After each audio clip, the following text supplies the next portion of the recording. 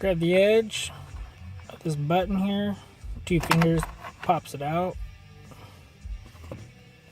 Insert your key fob. And then you're going to turn it to the on position right before you start it.